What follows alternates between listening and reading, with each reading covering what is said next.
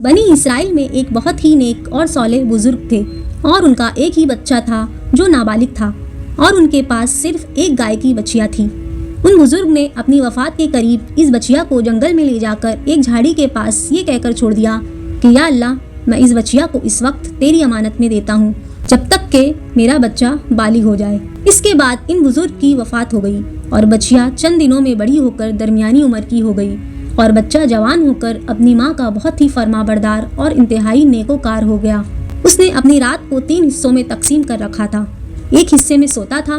ایک حصہ میں عبادت کرتا تھا اور ایک حصہ میں اپنی ماں کی خدمت کرتا تھا، اور روزانہ صبح کو جنگل سے لکڑیاں کاٹ کر لاتا اور ان کو بیچ کر 1/3 رقم صدقہ کر دیتا اور 1/3 اپنی ذات پر خرچ کرتا اور 1/3 رقم اپنی والدہ کو دیتا تھا۔ ایک دن لڑکے کی ماں نے کہا کہ میرے پیارے بیٹے،